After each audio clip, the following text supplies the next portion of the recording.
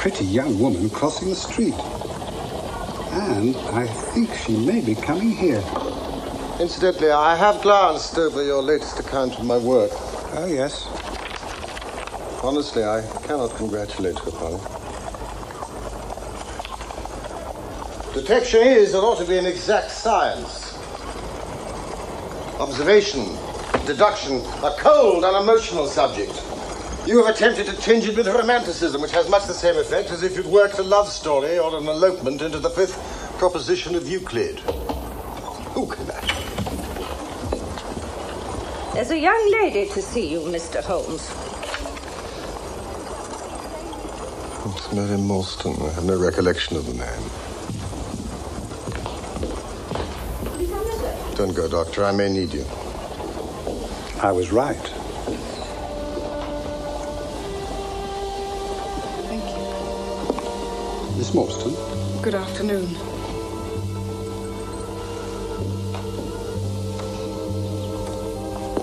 I've come to you, Mr. Holmes, because you once enabled my employer, Mrs. Cecil Forrester, to unravel a minor domestic complication. She was much impressed with your kindness and skill. Thank you.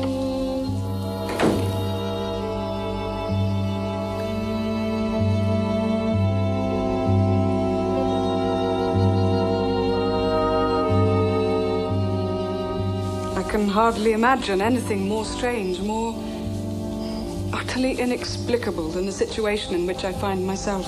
State your case. You will, I'm sure, excuse me. If your friend would be good enough to remain, he might be of inestimable service to me. Of course.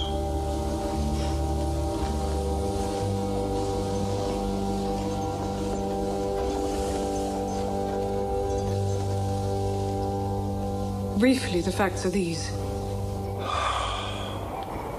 My father was an officer in an Indian regiment. My mother died when I was still quite a child, and he was forced to send me home, despite the fact that I had no relatives here. I was placed in a comfortable boarding establishment in Edinburgh, and I remained there until I was 17 years of age.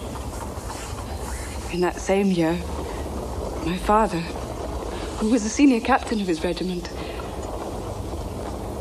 obtained 12 months' leave and returned home. He telegraphed to me from London to say that he'd arrived, all safe, and directed me to come down at once, giving the Langham Hotel as his address. His message, as I remember, was full of love and kindness. On reaching London, I drove straight to the Langham Hotel and was informed that Captain Mόρσταν was staying there, but that he'd gone out the night before and had not returned. So I waited. All day. Without news of him. And that night, on the advice of the manager of the hotel, I communicated with the police. The next day we advertised in all the newspapers. Our inquiries led to no result. From that day to this, no word has ever been heard of my unfortunate father.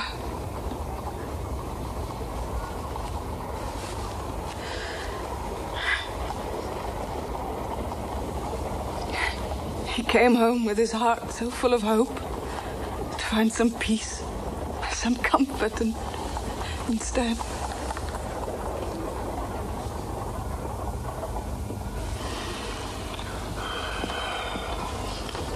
The date? The 3rd of December, exactly 10 years ago. His luggage? Remained at the hotel. Oh, there was nothing in it to suggest a clue. Some clothes, some books, and a considerable number of curiosities from the Andaman Islands. My father had been one of the officers in charge of the convict guard there. Watson, this place is a mess. Had you any friends in town? Only one, that we know of. Major Sholto of his own regiment. The 34th Bombay Infantry. We communicated with the Major, of course, but he did not seem to know that his brother officer was in England. It's a singular case.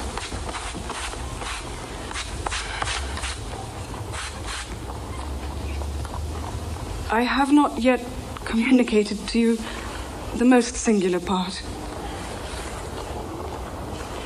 4 years later, an advertisement appeared in the Times asking for the address of Miss Mαίrη Mόρσταν and stating that it would be to her advantage to come forward. There was no name appended. I had at the time just entered the family of Mrs. Cecil Forrester in the capacity of governess, and on her advice I published my address in the advertisement column.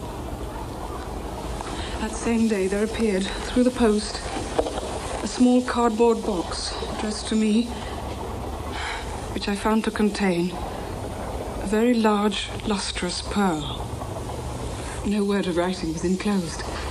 And since then, every year, upon the same date, there's always appeared a similar box containing a similar pearl, with no clue as to the sender. They have been pronounced by an expert to be of a rare variety and of considerable value. You can see for yourself that they are very handsome.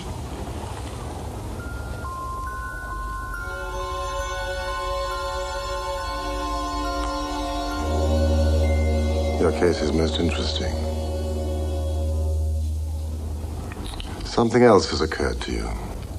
Yes, and no later than today. That is why I have come to you. This letter arrived through the post this morning, which you will perhaps read for yourself. Envelope, please. Oh. London postmark, October 7. Man's thumb mark on corner. Probably postman. Best quality paper. 6pence a packet. Particular man in his stationery. Watson. Be at the third pillar from the left, outside the Lyceum Theatre tonight at 7 o'clock. If you're distrustful, bring 2 friends. You are a wronged woman and shall have justice. Do not bring the police. If you do, all will be in vain. Your unknown friend. Well, really, this is a very pretty little problem. What do you intend to do, Miss Mόρσταν? Well, that is exactly what I want to ask you. Why, then you and I shall go together. What? Dr. Watson is the very man. Your correspondent says 2 friends. But would he come? I shall be proud and happy if I can be of any service. Oh, you're both very kind. I've led a retired life and have no friends whom I could appeal to. If I'm here at 6, it will do, I suppose. Yes, but you must not be later. Goodbye, Miss Mόρσταν. Goodbye, Mr. Holmes. Au revoir. Au revoir.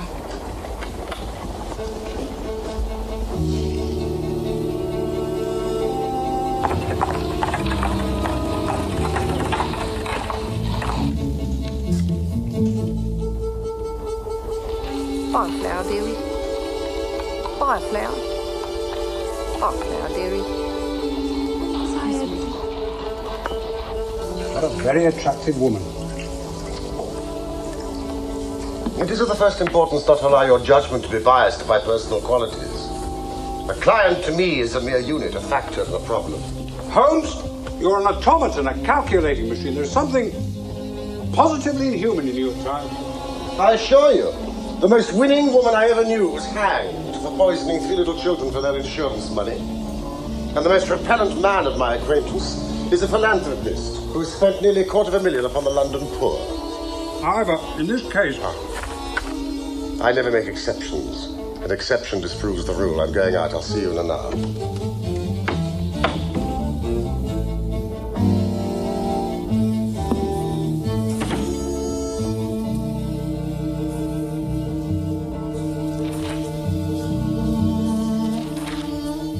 Had he any friends in town? Only one that we know of. Major Sholto of his own regiment.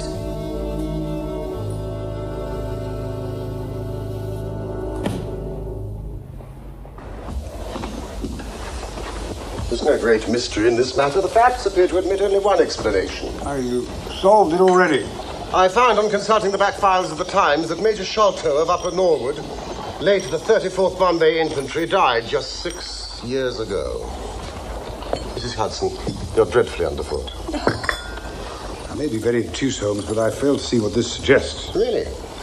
You surprised me. Then look at it this way, then. Captain Mourstan disappears. The only person in London whom he could have visited is Major Sholto. Major Sholto denies having heard that he was even in London. 4 years later, Sholto dies. Within a week of his death, Captain Mourstan's daughter receives a valuable present, which is repeated from year to year, and now culminates in a letter which describes her as a wronged woman. Now, what wrong can it possibly refer to except this deprivation of her father? Take pleasure. Gone. And why should these presents begin immediately after Sholto's death, unless it is that Sholto's heir knows something of the mystery and desires to make compensation? Are you ready, Watson? And waiting. Have you any alternative theory that will meet the facts? What strange compensation and how strangely made. What time is it? A little past the hour.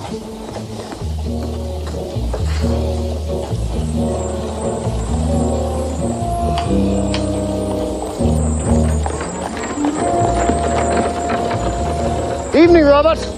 Evening, sir. Why should somebody write her a letter now rather than 6 years ago? Again, the letter speaks of giving her justice. What justice can she have? It is too much to suppose that her father is still alive, and there is no other injustice in her case that you know of. There are difficulties, but there are always difficulties.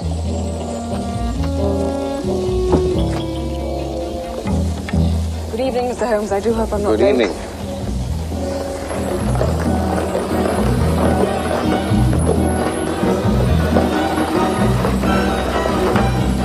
By the way, a curious paper was found on Papa's desk, which nobody could understand. I don't suppose it is of the slightest importance, but I thought you might like to see it, so I brought it with me. The paper appears to be of Indian manufacture. At some point it has been pinned to a board. The diagram upon it appears to be the plan, part of a large building, with numerous halls, corridors, and passages. There's a cross in red ink, and beside it is written 3.37 from left. There is a curious hieroglyphic, the sign of fall. Kata Singh, Indrajit Singh, Jagadish Singh, Jonathan Small. The paper has been kept carefully in a pocketbook. The one side is as clean as the other. It was in his pocketbook because we found it. Preserve it carefully, Miss Mourstan. I begin to suspect that this case may be much deeper and more subtle than I had at first supposed.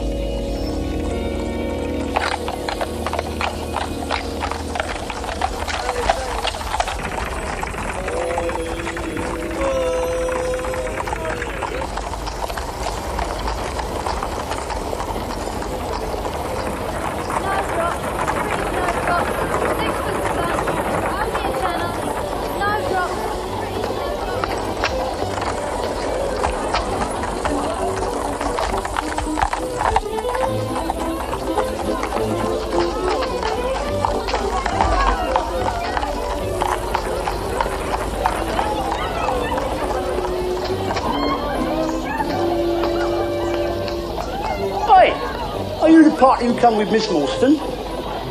I am Miss Mourstan, and these two gentlemen are my companions. I must ask you to give me your word that neither of your companions is a police officer. I give you my word.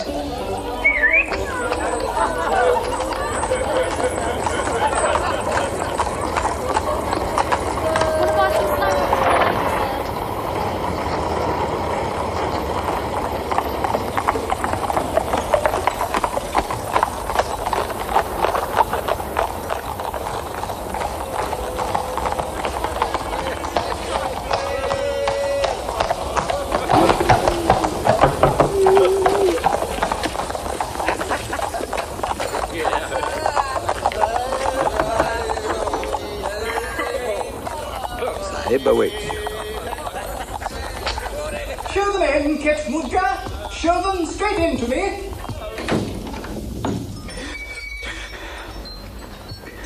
You're servant, Miss Mόρσταν. Your servant, gentlemen. Come in to my little sanctum. I trust you have no objection to tobacco smoke. The balsamic odor of Eastern tobacco. I am a little nervous, and I find my hookah to be an invaluable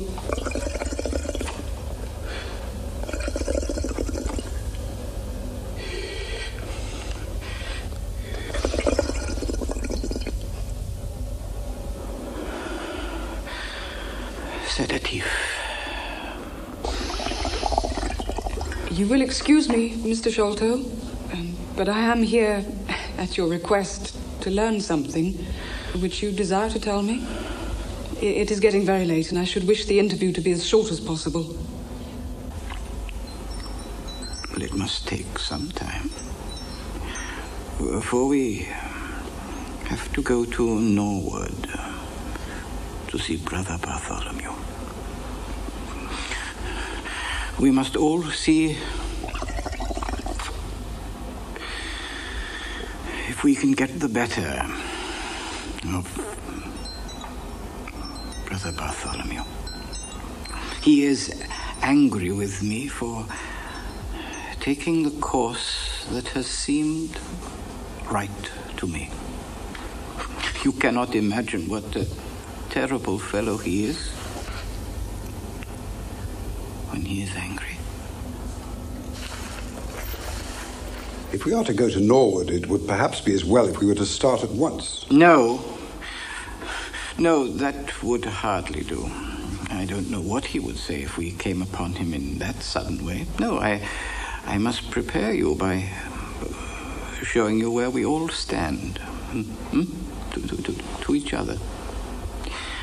I must lay the facts before you as I know them myself.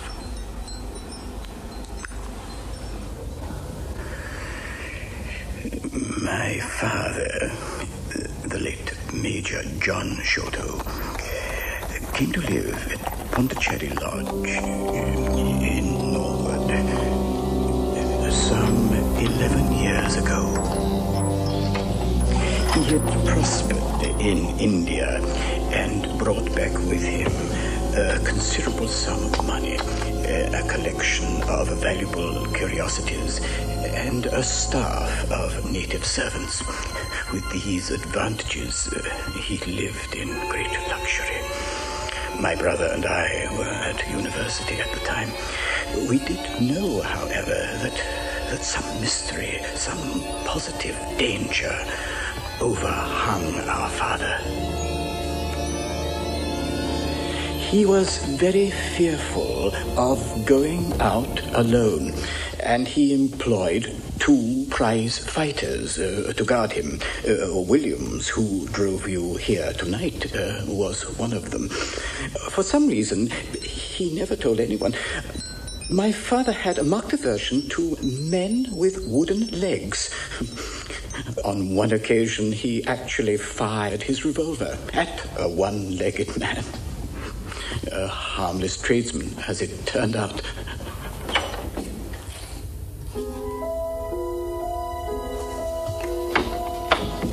Oh, yes, I remember we had to pay a considerable sum to hush it up. Then, suddenly, my father received a letter. It was obviously a great shock to him.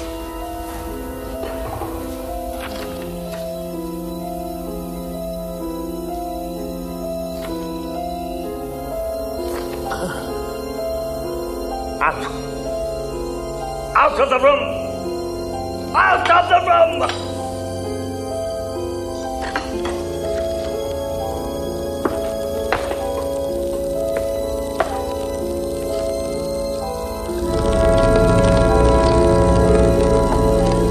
What was in the letter, we could never discover. For years, my father had suffered with an enlarged spleen, and from that moment on, he became rapidly worse. One night, the doctor informed us there was no hope, and that he wished to make a last communication to us. My dear son,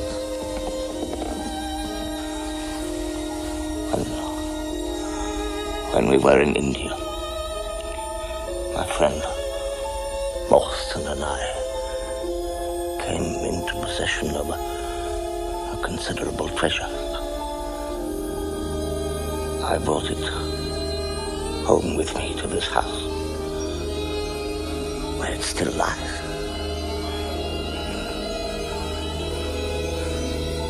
On the day that Mόρσταν arrived home from the east, he came straight to this house to claim his share. We gave our word, Sholto. A promise! We gave our word and our oath. Dabbling man. Another life. Another world. A solemn promise. If you try to betray me, Mόρσταν, if you dare to cross me, My God! The man is dead now, Calder. You have nothing to fear, sir. I will arrange everything. And so it was done, Miss Mόρσταν. In secrecy, of course, but with respect. This is disgraceful, Mr. Sholto. Your father's behavior was quite unforgivable. Please, Doctor. I knew in my heart that he was dead. My father was not a well man. I'm only glad he did not suffer. You're very brave, Miss Mόρσταν. What concerns me now is the reason for this quarrel. I cannot imagine how my father came to be involved with that treasure. I'm afraid that is not clear to me, Miss Mόρσταν. I can only tell you my father's instructions concerning it. My Even those treatment levels of poor Mórstan's awful.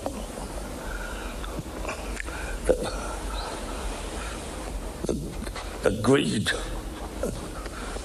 accursed greed that has been my besetting sin throughout my life has robbed her of the treasure. Half of which, at least, should be hers.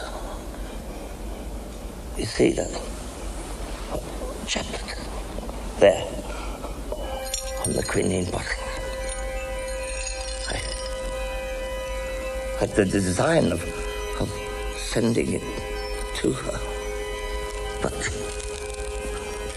I could not bear to part with them. You, my sons, will see that Miss Mόρσταν gets her share of the treasure. Promise. The treasure is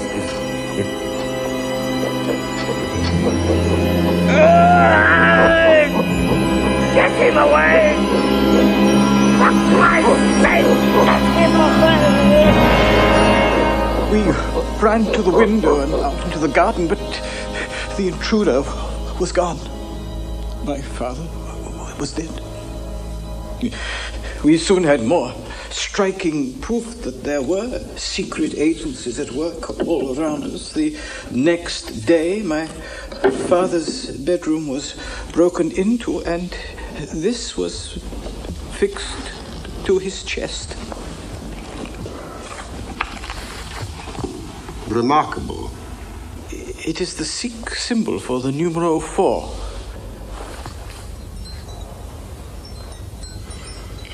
What the paper means and who our secret visitor or visitors were, we never found out.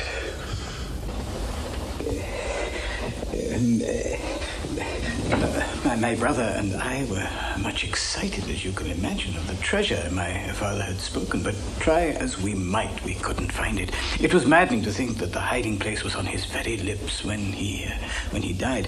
We could judge the splendor of the riches by the chapelet that he had taken out. The pearls were evidently of great value, and my brother was averse to part with them, for between friends, he was a little inclined to my father's fault, and it was all I could do was to persuade him to allow me to send Miss Mόρσταν a detached pearl at regular intervals so that she would not feel destitute. It was a kindly thought. It was very good of you. Well, we were your trustees.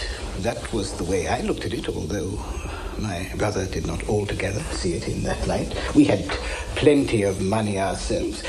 It would have been in such bad taste to have treated a young lady in so scurvy a fashion. Yesterday, an event of extreme importance occurred. We found the treasure.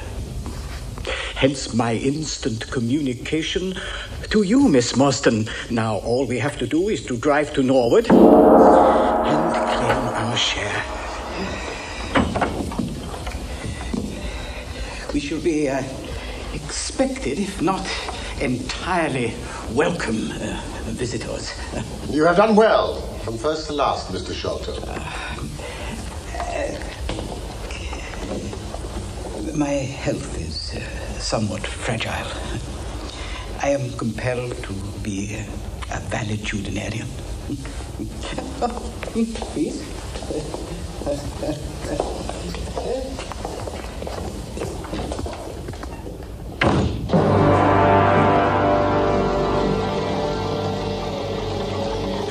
We dug up every inch of the garden without discovering anything. Brother Bartholomew is such a clever fellow. Do you know how he found out where the treasure was? Tell me.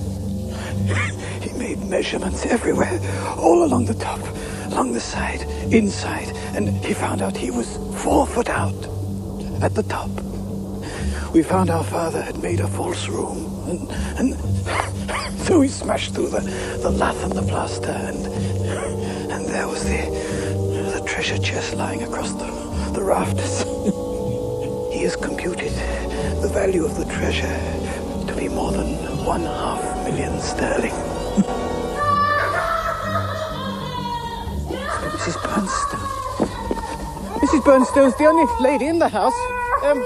Wait here.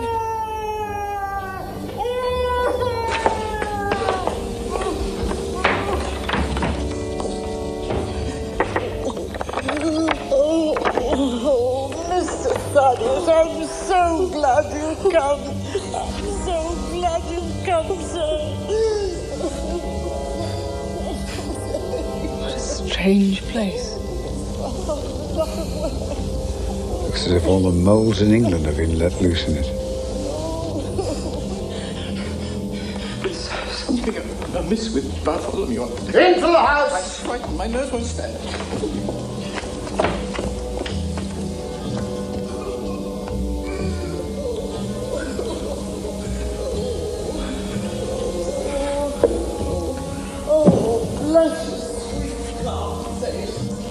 Oh, but I've been sorely tried this day.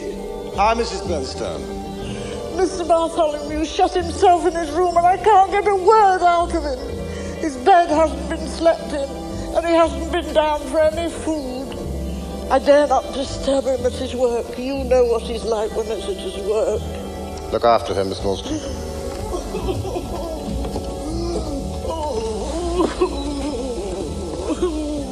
There, now do try to calm down. Look, I'm sure everything will be all right. I do hope you're all right, miss. Sit down.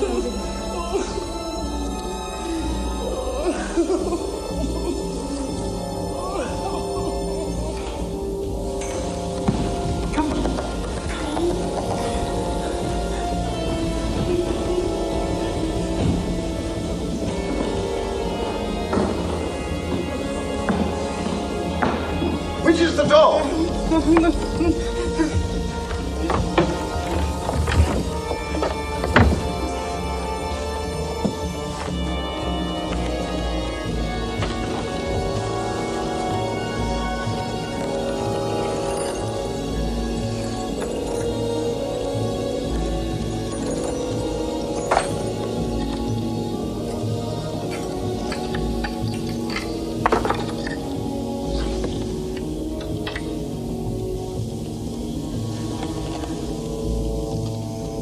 There's something devilish in this, Watson.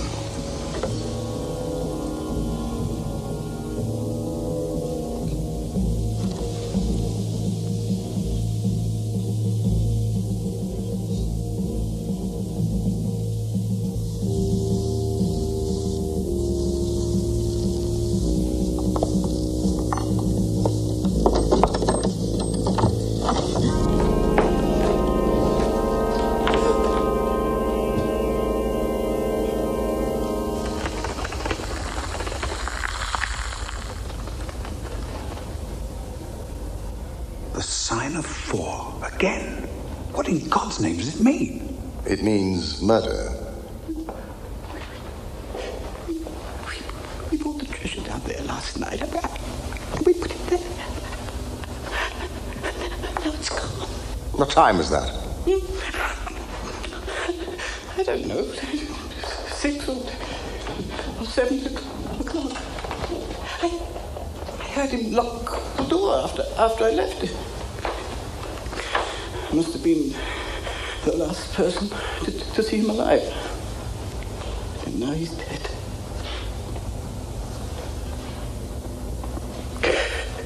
The thing, I did it.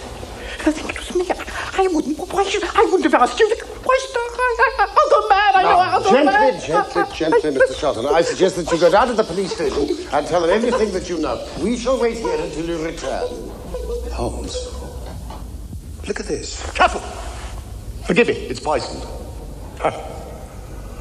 Well, Watson, we have a little time. Let's make the most of it. Oh, this is an insoluble mystery to me. It grows darker instead of clearer. No. It clears every instant. I only require a few missing links to have an entirely connected case. Simple as the case seems now, there may be something deeper underlying it. Now, how did these people come and how did they go? People? Well, it takes more than one, perhaps more than two, to remove a heavy treasure chest from a place like this. The door has not been opened since last night. So how about these windows?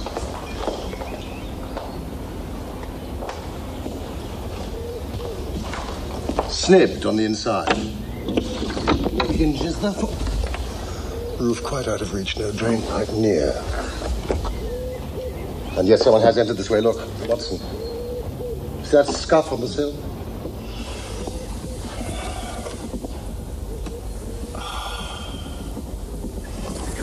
Look at this, Watson. And this, and this. This is a very pretty demonstration. But that's not a footmark. Something much more valuable to us. This is the mark of a boot. And this, the mark of the timber toe. He's just a wooden-legged man. And someone else. A very able and efficient ally. Could you scale that wall, Watson?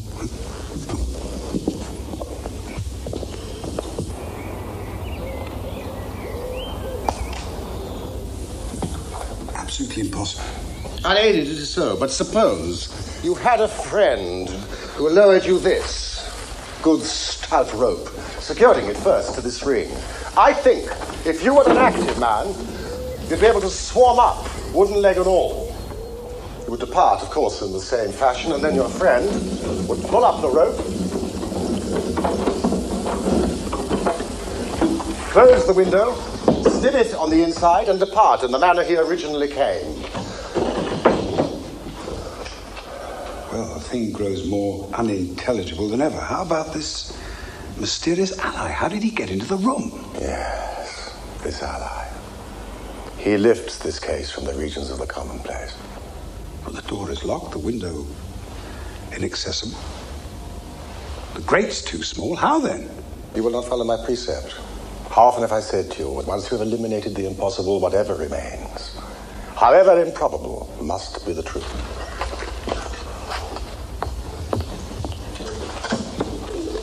He must have come in through the roof. Excellent, Watson. Hold this lamp. Let us carry our research to the room above. The secret room in which the treasure was found.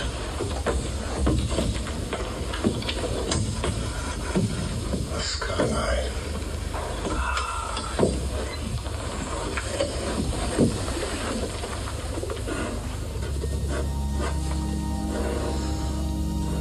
Holmes, a child has done this horrid thing. My memory failed me. Or I should have been able to foretell it. We have learned all we can from here. Let us go down.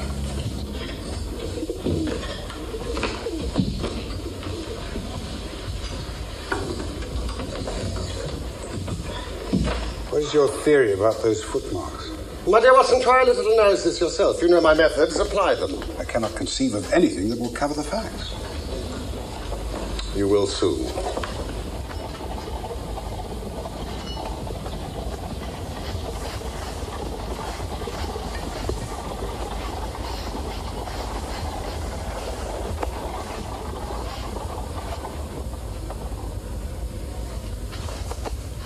We're in luck.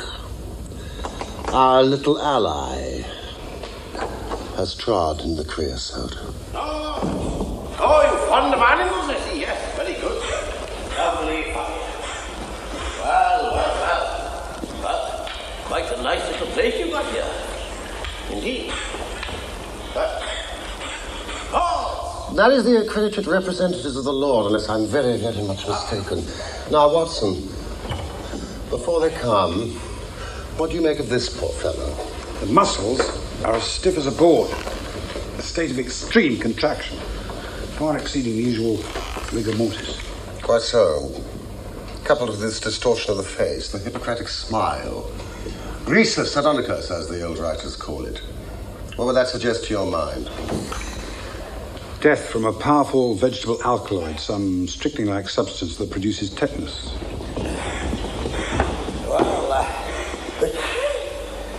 To the right. Come along, gentlemen. To the right. Up these stairs.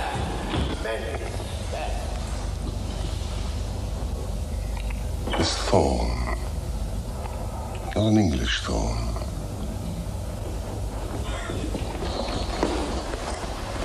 I think it is not right that Miss Mourstan remain in this stricken house.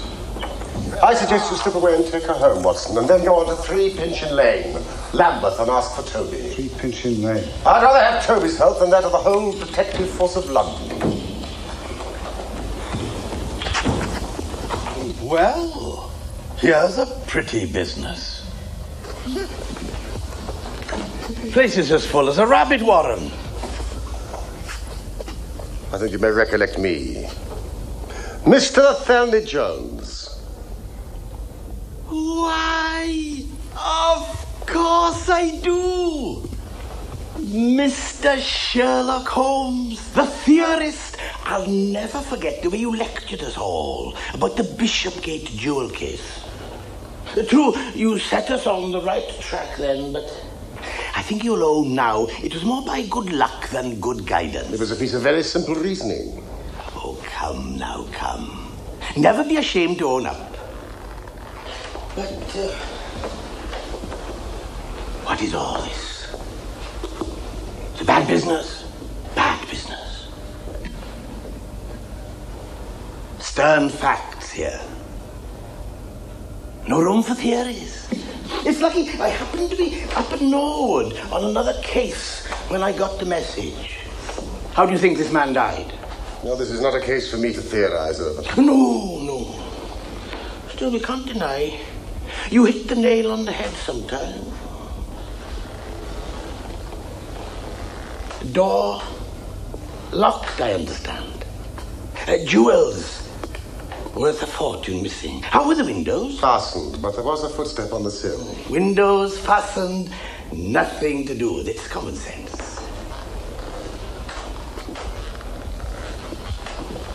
Man could have died in a fit, I suppose. I have a theory. These flashes come to me sometimes. Sergeant, outside of me, please. And you too, Mr. Sholto. What do you think of this, Holmes? Sholto has confessed he was with his brother last night. Brother dies in a fit. Sholto walks off for the treasure. How about that? Whereupon the dead man very considerately gets up and locks the door from the inside. Aye. There's a flaw there somewhere. Let us apply common sense to the matter. They were brothers. There was a quarrel. Brother Bartholomew, dead. Jewels, gone. And Master Thaddeus, evidently in a disturbed state of mind. His appearance, well, not attractive. You see, I'm weaving a web around Thaddeus. The net begins to close upon him. Jones, that splinter, which I firmly believe to be poisoned, that card and that curiously shaped instrument were lying there on the table. Confirms my theory in every respect. The house is full of Indian curiosities. All points to Thaddeus. But how did he escape? There is a trapdoor in the roof, Sergeant. Pray ask Mr. Sholto to step this way. You see, facts are better than theories, after all. My view of the case is confirmed. There is a trapdoor communicating with the roof, and it is partly open. It was I who opened it. Mr. Thaddeus Sholto, it is my duty to inform you that anything you say will be taken down and may be used in evidence against you. I arrest you in the Queen's name as being concerned in the death of your brother. Didn't I tell you that? Don't trouble yourself, Mr. Sholto. I think I can engage to clear you of this charge. Don't promise too much, Mr. Theorist. You may find it a harder matter than you think. Not only will I clear Mr. Sholto, but I will give you a description of the two men who were in this room last night. One was a poorly educated man, strong, active, with his right leg off, wearing a stump worn away on the inner side. His left boot has a coarse, square-toed sole. He has an iron band around the heel. He's much sunburned, middle-aged, and has a certain amount of skin missing from the palm of one hand. And the other one? He's rather a curious person. I hope before long to be able to introduce you to the pair of them.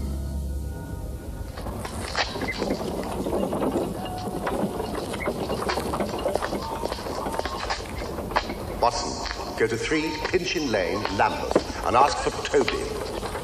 I'd rather have Toby's help than that of the whole detective force of London.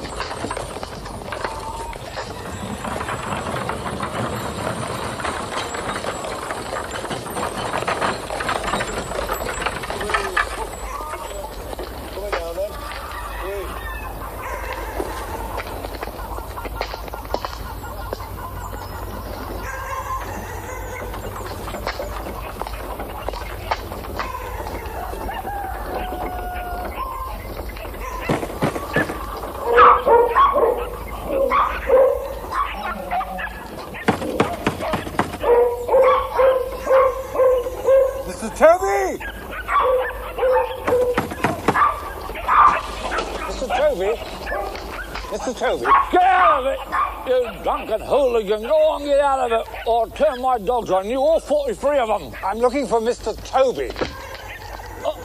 I've got a wiper in this bag and I'll tip it out over your head if you don't hook it. It's urgent that I find him.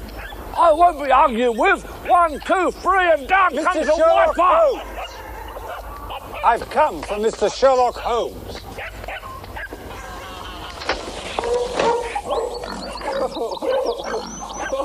Mr. Sherlock Holmes, well, who'd have thought it? There you are, Cotty. There. For Mr. Sherlock Holmes, why didn't you say so? Come in. Now, mind there, because he bites something vicious. Oh, yes, he does. Now, naughty. Naughty. Don't you bite the gentleman? Because this gentleman is a friend of Mr. Sherlock Holmes. And any friend of Mr. Sherlock Holmes is a friend of mine. I don't mind him. He'll just give you a nice friendly squeeze. I'll give him the run of the room because he keeps down the beetles. Something beautiful. Now, what did you say Mr. Sherlock wanted? Toby. Toby? Yes, Toby. Oh, well, Toby's number 7 there, along on the left. Here, you give him these, and Toby will go along with you as quiet as a lamb. Hey, Toby, wake up, come on. There's work for you to do. A gentleman come here to see you. Toby, come on. He's done, mate. Come on, laugh sometimes, isn't Toby?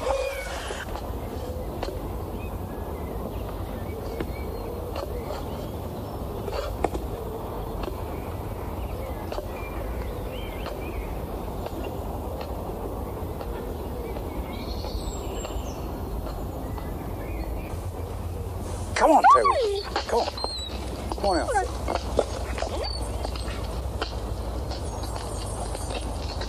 Watson! It's all right, officer. It's Mr. Holmes. Coachman.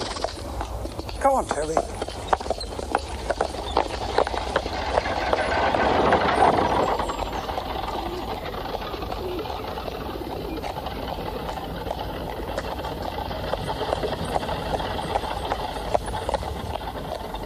Well done! You've got Toby! Well, here comes Blondin. I'm coming down.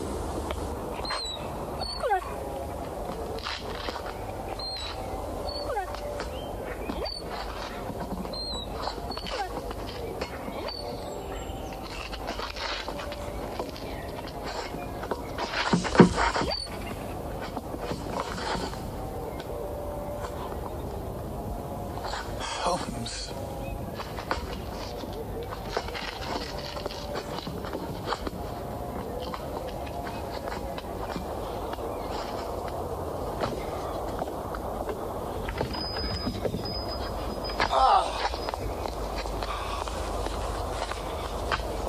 Look at these ones. I found them in the gutter. Ah, thank you, Mrs. Bernstone. Do you smell the creosote? Athelney Jones arrested not only Thaddeus, but also the gatekeeper, the gamekeeper, and 2 Indian servants. I was lucky to escape myself. Watson, are you on for a bit of a trudge? Of course.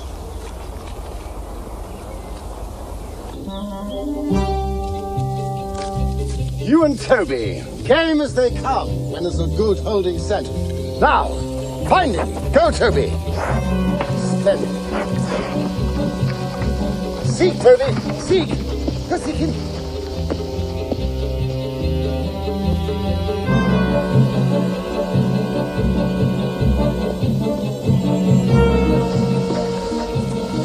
Splendid, Watson. Splendid.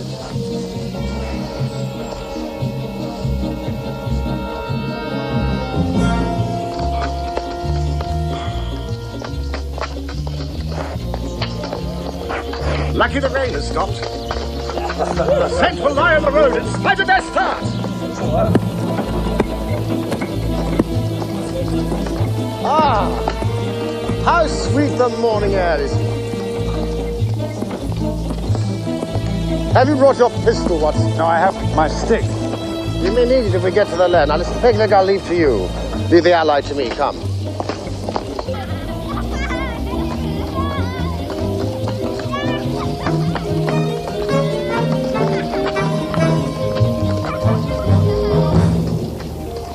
Now, what the deuce is the matter with the dog?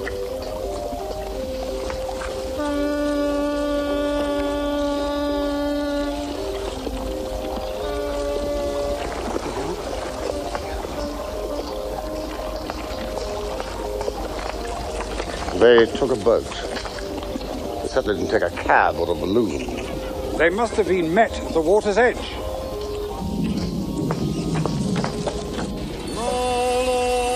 Toby!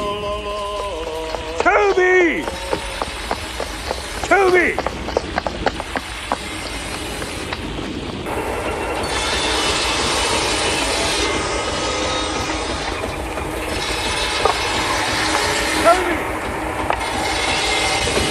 Toby!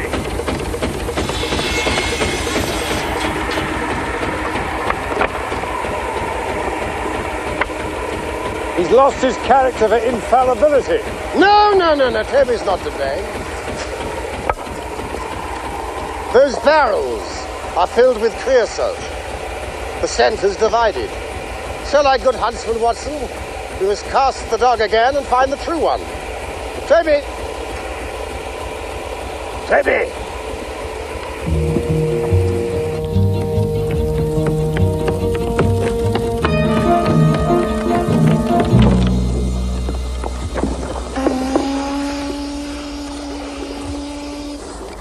We're out of luck. They've taken a boat from here. These people are cleverer than I thought. Now, Watson, these people show preconcerted management here.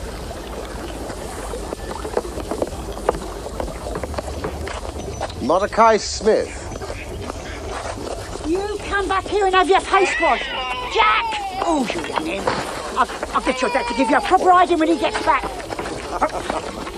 Why, what a rosy-cheeked young rascal. Is there anything you'd like, Jack? I'd like a Shelley.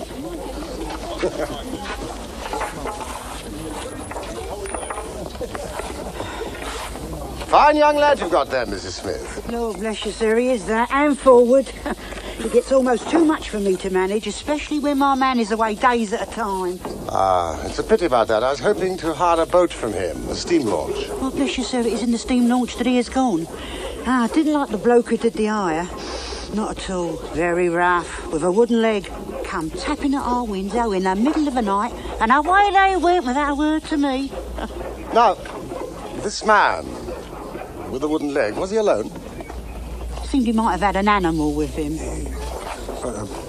A dog? Didn't look like no dog to me, sir. More like something you find in the zoo. It's a pity about the launch. It's the old green boat with the yellow line. Oh, no, sir, no. The Aurora's just been fresh painted. Black with gold trim. Ah, yes, of course. With the white funnel. No, sir. Black funnel. Ah, yes, of course. Well, thank you, Mrs. Smith. Goodbye, Jack. What?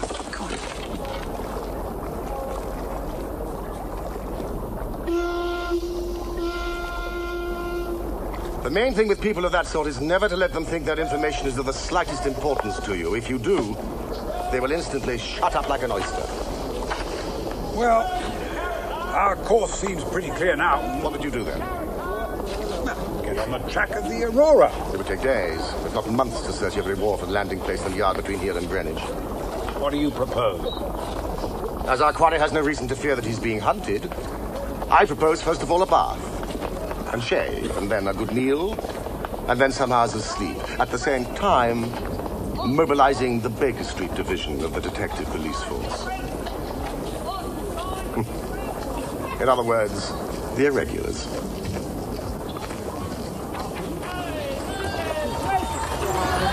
Five, scissors, razors to blind. 5, scissors, razors. Oh, the energetic Jones and the ubiquitous reporter have fixed up the case between them. Watson, look at this. Here.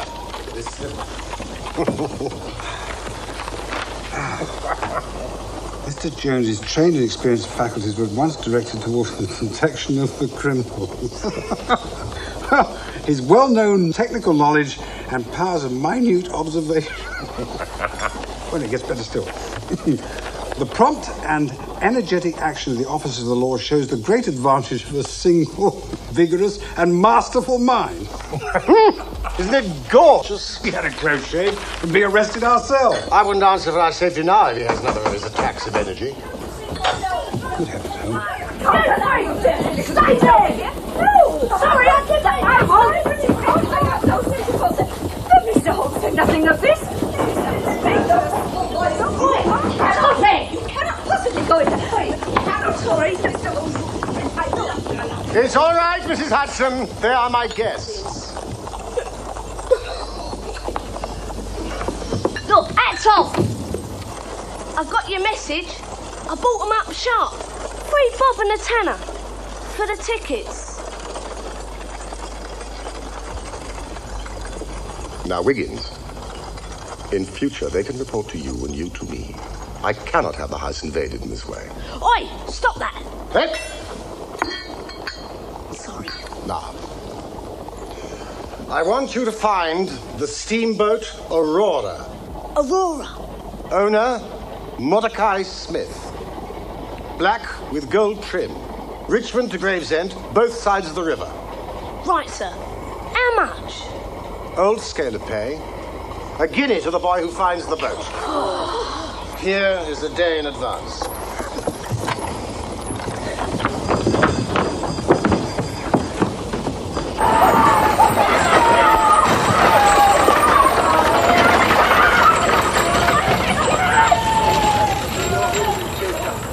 If the launch is above water, the irregulars will find her.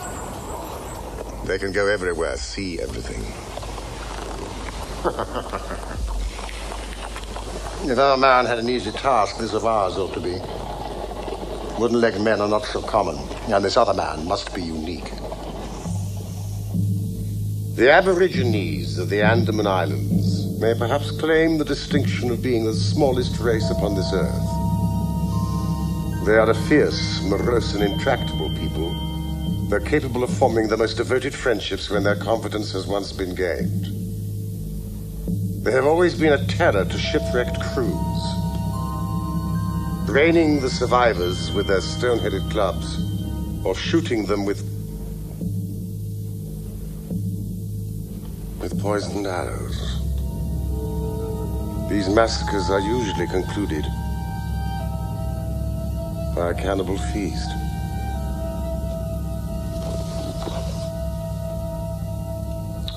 Nice, amiable people.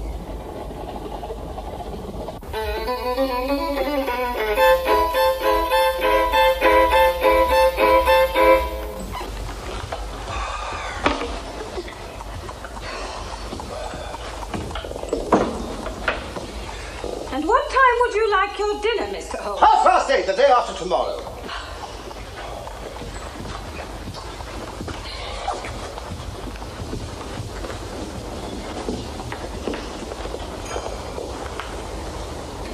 You wear yourself out, old man. I heard you marching about all night. You really must get some rest. I can't sleep.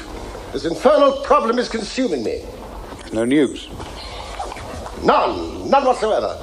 The whole river's been searched from both sides. Mrs. Smith's not heard from her husband. It's too much. To be balked by so petty an obstacle when all else has been overcome.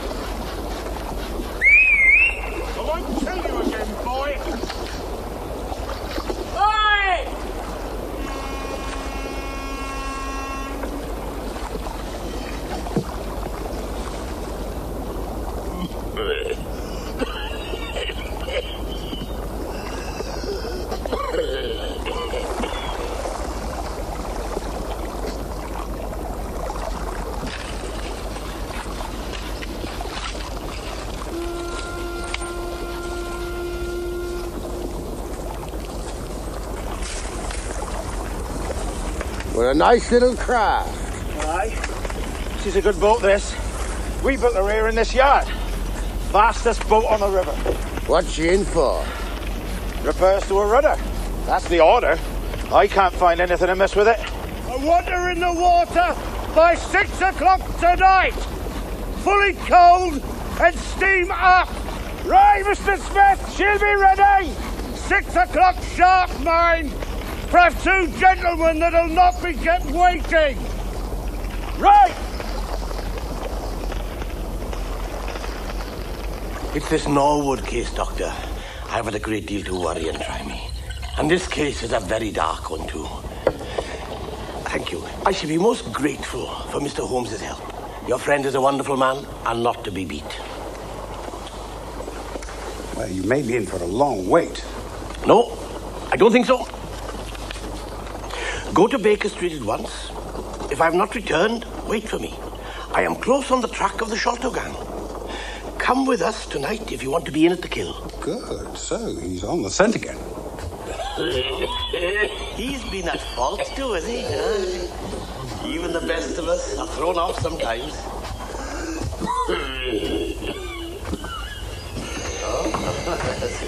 Yes? Sherlock Holmes. What is it? Are you Mr. Sherlock Holmes? No, but I'm acting for him. I've come about this airport. Well, if you have any information, you may give it to me. There's a reward. Is that about the steam launch Aurora? I'm telling no one but Mr. Sherlock Holmes. No, come inside. I'm a police officer. You look like one. No, you will be recompensed for your loss of time. You will not have long to wait. Sit down. Cigar, Mr. Jones. Oh, thank you very much.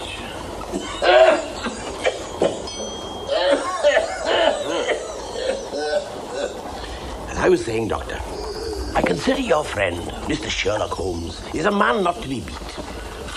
He would have made a most promising police officer, I don't care who knows it, with a little more discipline and a lot less theory. Thank you. You might offer me one.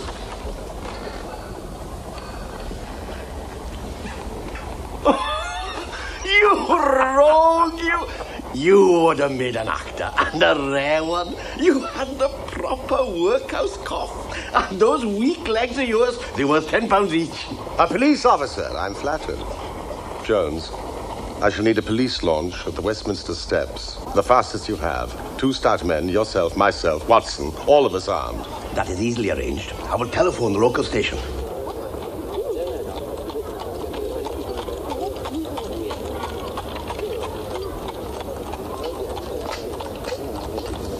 We go to the tower. Stop opposite Jacobson's yard.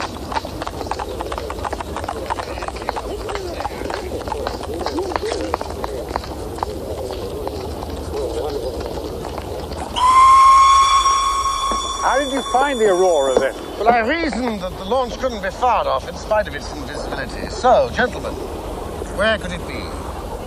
Well, out of the water, I suppose. In a repair or boat builder's yard. Exactly.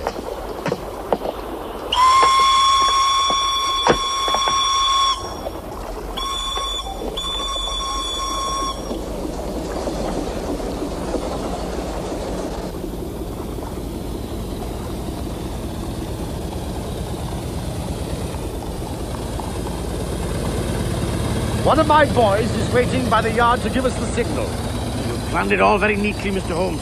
But if the affair were in my hands, I should have a body of police in the yard and arrested them when they came down. Which would have been never. This man, Small, is a pretty shrewd fellow. Anything suspicious and he would lie snug for another week. Sir, we're opposite Jacobson's yard now. Shall we move downstream a little? No.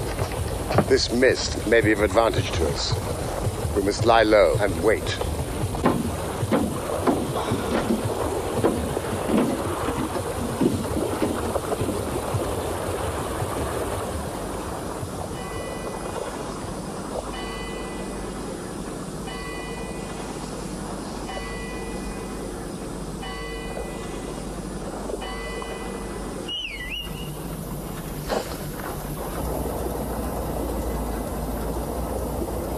Your boy's signaling! I can see him plainly!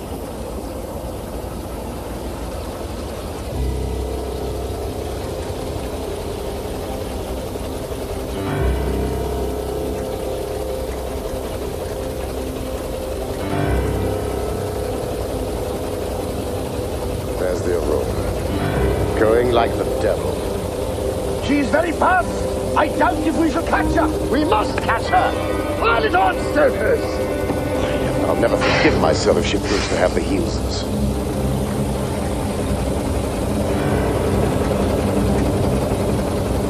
Faster! Faster! This is the fastest one they've got!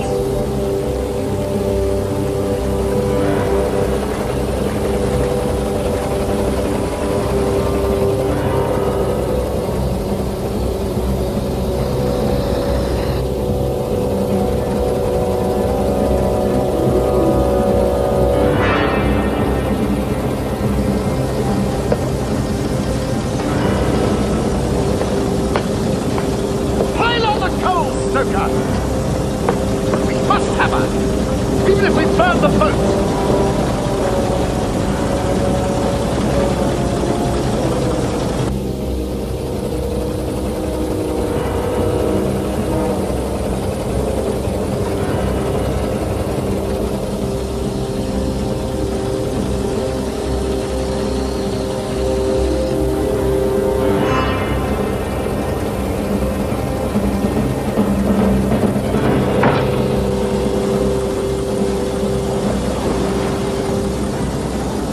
Steady. I can almost make out his companion.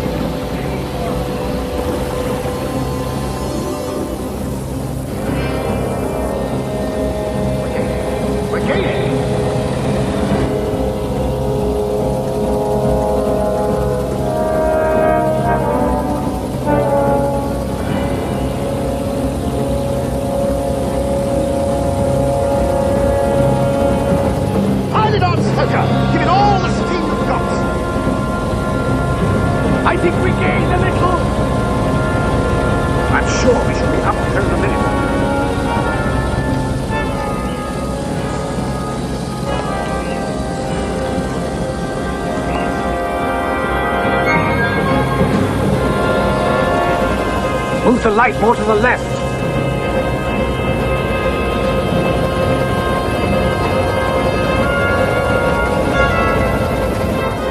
Keep it steady.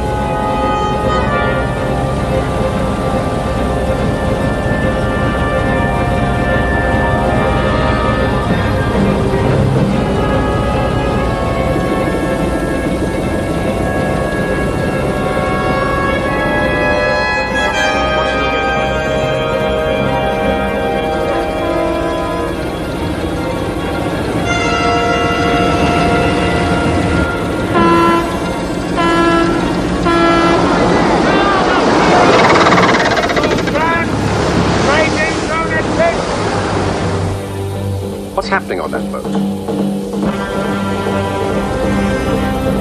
They're fighting among themselves. Hunger! Hunger!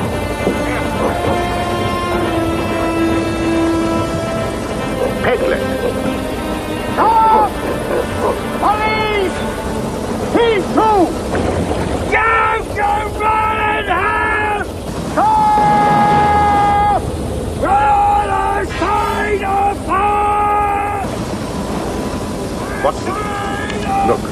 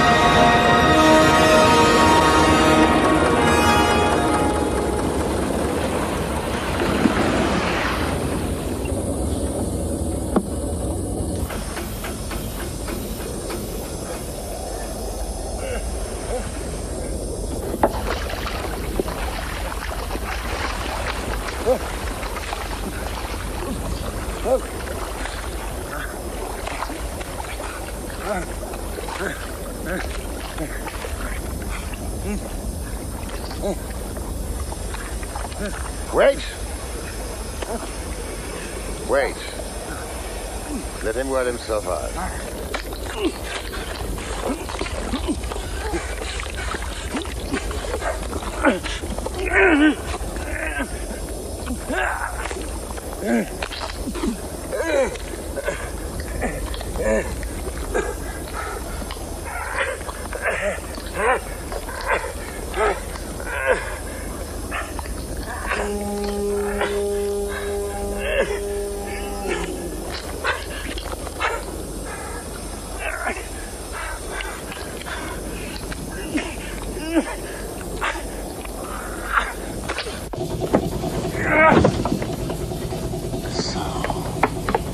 Jonathan Small.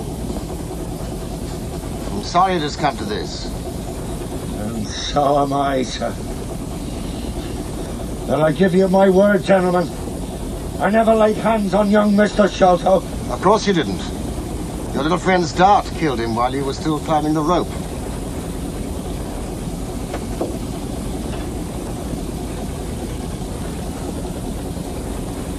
You speak as if you were there, sir.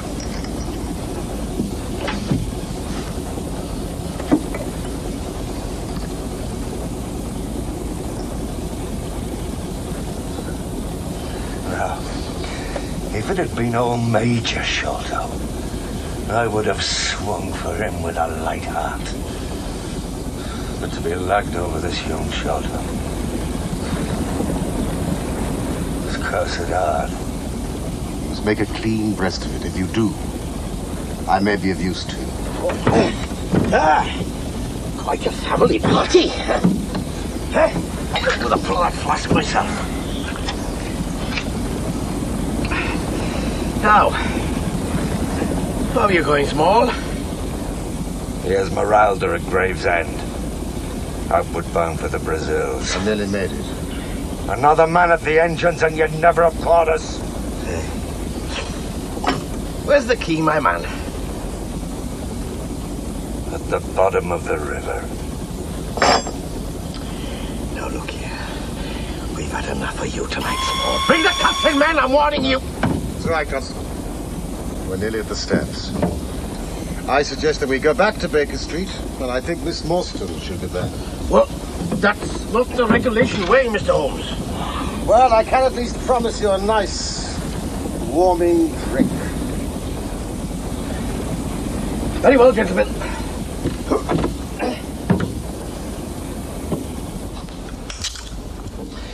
Well, Miss Mόρσταν, I am pleased and proud to have been able to bring the thief to justice.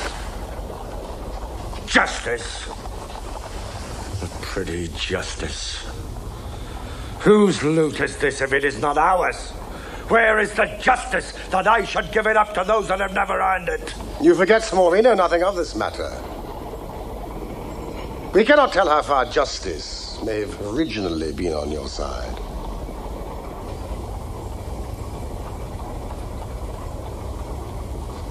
Well, sir, you have been very fair spoken to me. Though I can see that it's you that I have to thank for these bracelets on my wrist. Still, I bear no grudge for that. If you want to hear my story, I have no wish to hold it back. And what I say to you is God's truth. Every word of it.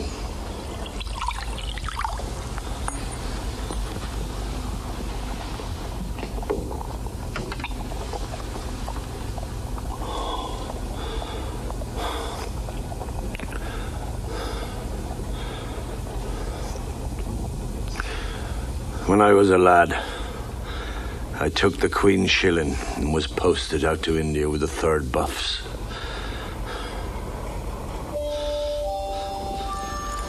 A crocodile snapped us off when I was bathing in the Ganges. Well, the sawbones had my stump in the tar barrel nice and quick. I was young and strong. I got my discharge, and this fellow,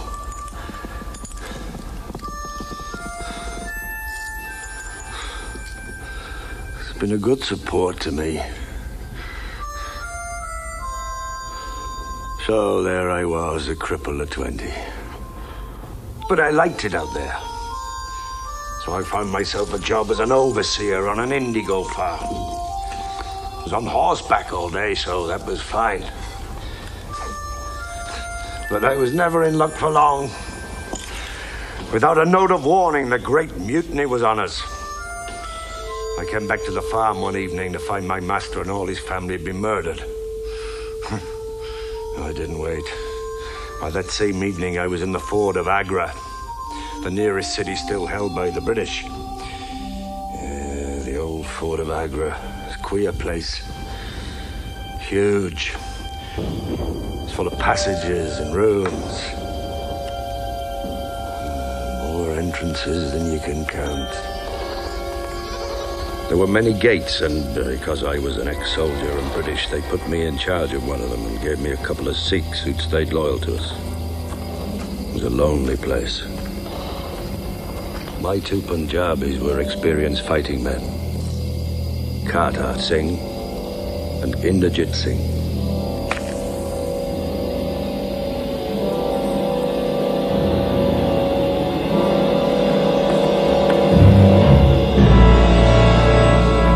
Rebel. No, Sahib. The fort is safe. There are no rebels this side of the river. You must be with us, or you must be silenced forever. With you? How? We want you to be rich, which is why you British came to this land. Well, I have no objection to being rich. Then swear by the bones of your father to raise no hand and speak no word against us now or ever afterwards. Then you will have quarter of the treasure. But there are only 3 of us.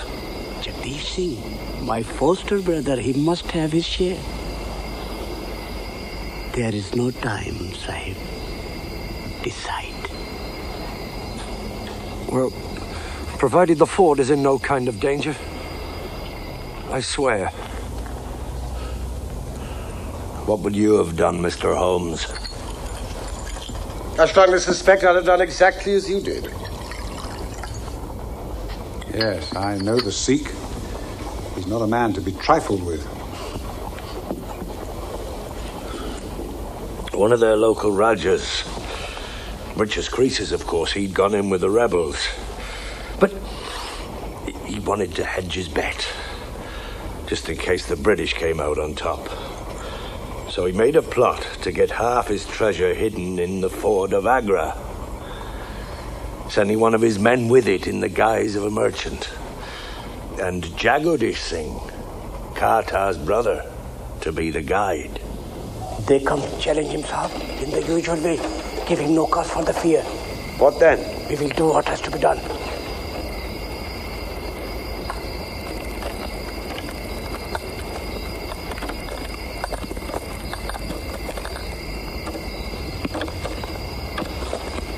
Who goes there? Friend, Sahib. Advance and be recognized. What have you with you?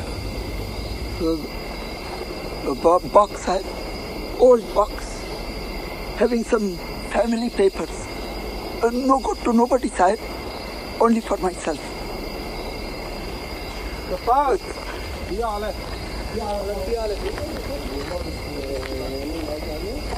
Sahib, I am no ordinary beggar.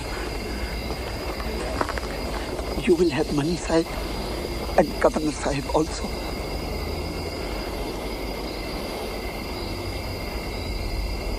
Take him to the main guard room.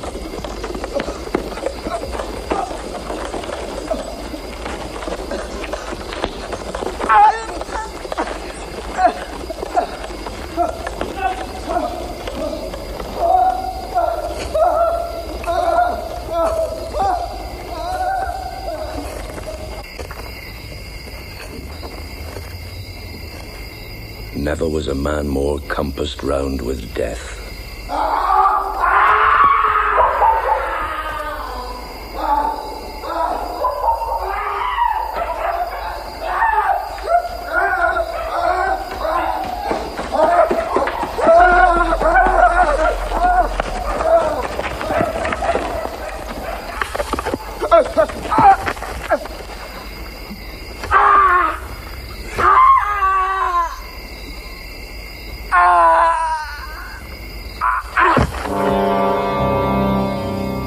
Ahmed had escaped, the whole affair would have come out. I should have been shot, most like. Which of you would have held back his musket? Kata was for burning it. That's their religion. But such a fire was impossible. Jagadish was for throwing him down into the great ditch below the fort for the jackals to clean up. No doubt he was right. I was for showing some respect for the dead. Then we turned to the box. This box.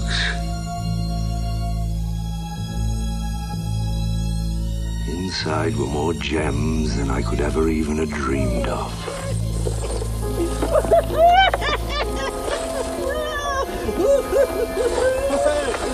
143 diamonds of the first water, including the Great Mogul, the second largest stone in existence.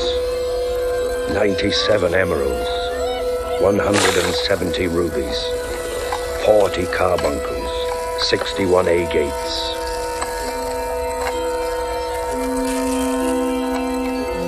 Jagadish was right. It was a great mistake you made, burying the body as you did. Would you not say so, Watson? Yes, indeed. A body not burned in India is soon discovered. So, you and your 3 companions were found guilty and sent away for life to the penal colony on the Andaman Islands. Blair Island it was, sir. Hope Town. Never was a place worse named.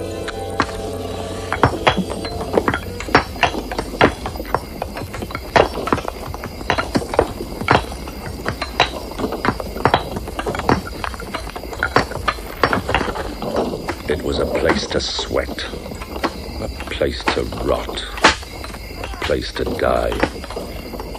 And I sweated there year after year until your father arrived, Miss Mόρσταν.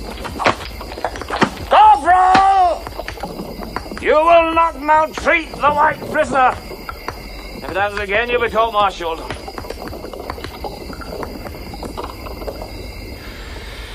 He was our administrative officer, and he gave me a nice, cushy billet in the dispensary.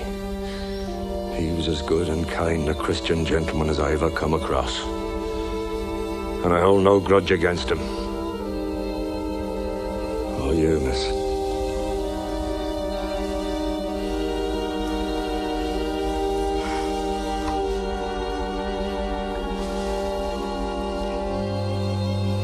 Thank you, Mr. Small.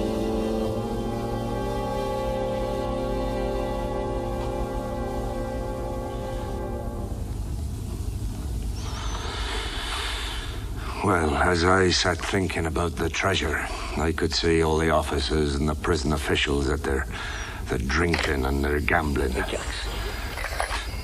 Major Sholto never had much luck. Night after night, he was the loser. Some people are born like that. It's all up with me, Mόρσταν. I'm ruined. I shall have to send in my papers. I don't suppose you could manage another couple of hundred, eh? I've had a pretty nasty facer myself. And I've a daughter back home to support. And I've got 2 wretched sons. Ruined, eh? Damn pity. So, you decided to approach your benefactor, Captain Mόρσταν. He was often in the dispensary. The tropical climate didn't agree with him. His heart was weak and his blood was all poisoned. Knowing that he would wish to share any arrangement with his friend, the officer in command, Major Sholto. Yes, sir. It seemed the safest way. It is your own private concern, over which, of course, you have the power of disposing as you think best. Thank you for that advice, sir. Thank you indeed. But the fact is, being in the position I am, I need help. What sort of help? I need a partner. Well, I'm sure Major Sholto and myself would like to help you. If we could. We could at least talk about it. That is, of course, if we can agree as to terms. There's only one bargain a man in my position can make. In exchange for my freedom and that of my 3 companions, we shall give you a 5th share to divide between you. A 5th? That isn't very much. 50,000 at the least. Anyway, how can we possibly give you your freedom? You know, it's impossible. All we need is a boat and provisions. There are plenty of little yachts and yawls in Calcutta or Madras. Well enough to serve our purpose. If only there were just the one of you. None! None or all! We have sworn it. The 4 of us must always act together. Now. Calm yourself, Shota. Calm yourself.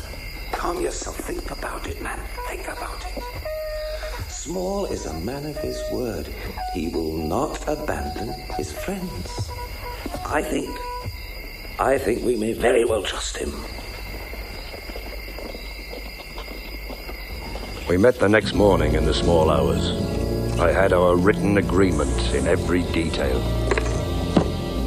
We, being officers in the army of Her Majesty Queen Victoria, We, being officers in the army of Her Majesty Queen Victoria, do swear on the Holy Bible that this agreement will always remain sacred and binding to us. do swear on the Holy Bible that this agreement will always remain sacred and binding to us. I gave each of them a plan showing the position of the treasure. Look at that. Now that brings back memories. Shota took an expert to India, found the treasure, and took it back with him to England. Yes. When we had the news, Captain Mόρσταν was as angry as I was. He swore to me he would go home and settle the matter with Shota.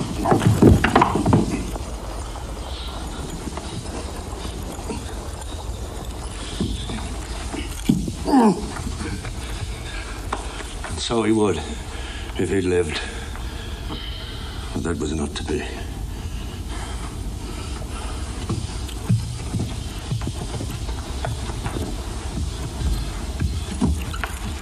From that day, I lived only for vengeance.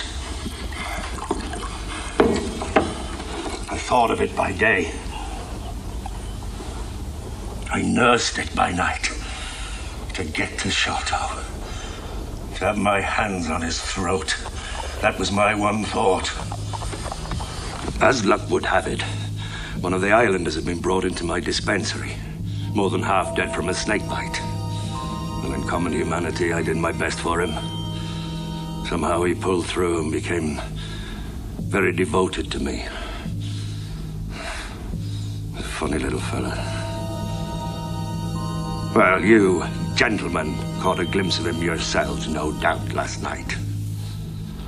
He was staunch and true as little Tonga. No man ever had a more faithful mate. Being by trade a fisherman, he had a goodish-sized native boat, and he agreed to try to escape with me.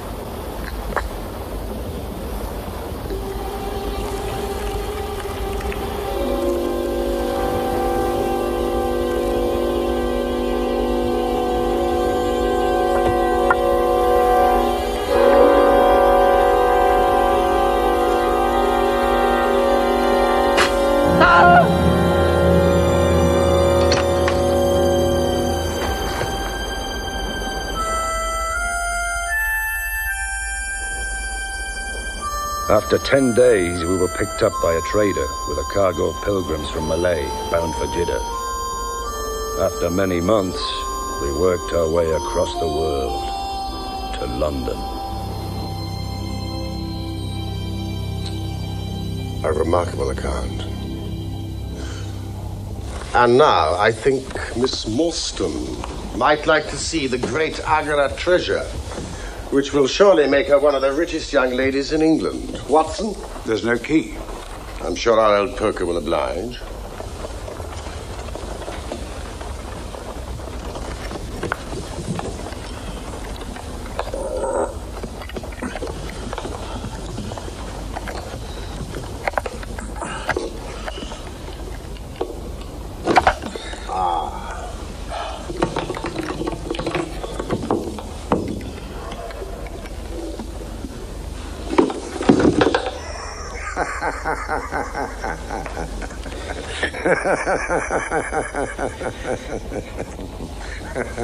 This is your doing, Small.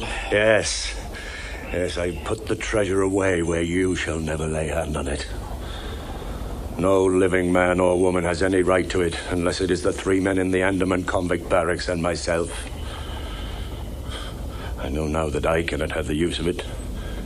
No more can they. But I have acted all along for them as much as for myself. It's been the sign of 4 with us always. Where is it? It's where the key is. And where little Tonga is. I saw your launch must catch us, and I saw little Tonga go over the side. I put the loot in a safe place. You are deceiving us, Small. If you had wished to throw the treasure into the Thames, it would have been easier to have thrown box and all. Easier for me to throw and easier for you to recover. A man who was clever enough to hunt me down is clever enough to pick up a box from the bottom of the river.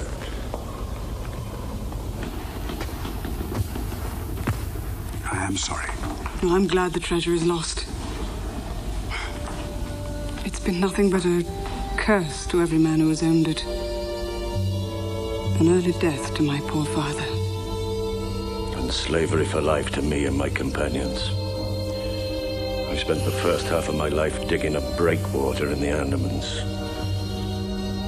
And I'm likely to spend the other half digging ditches on Dartmoor. Well, Holmes, duty is duty, and I've gone rather far in bringing him here. I shall feel more at ease when I have our storyteller here under lock and key. I am obliged to you for your assistance. Good day to you, Dr. Watson, Miss Mόρσταν.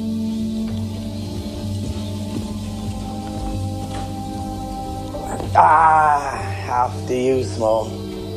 You seem a bit handy with that wooden leg of yours.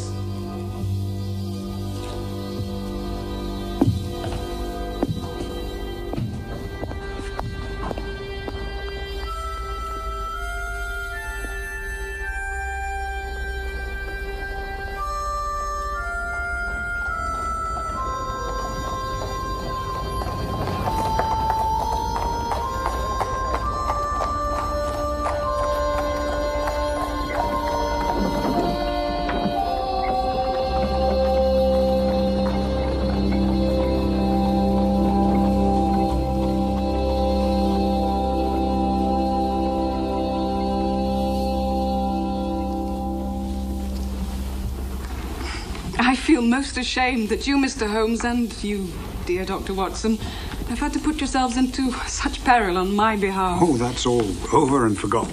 Mrs. Forrester has sent her carriage for Miss Mόρσταν. I'll impose on you no longer, gentlemen. You must be exhausted. Yes, I confess the reaction is already upon me. I should be as limp as a rag for a week.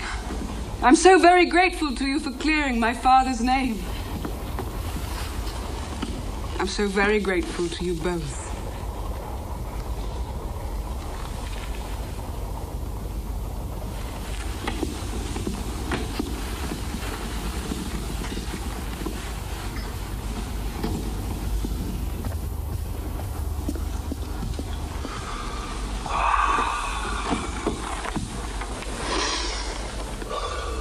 Seems so unfair. You've done all the work in this business, and Athelney Jones gets all the credit. What remains for you? For me, the pleasure of having solved an interesting case, almost single-handed. And for you, no doubt, the pleasure of writing it up in your usual flurried and romantic style.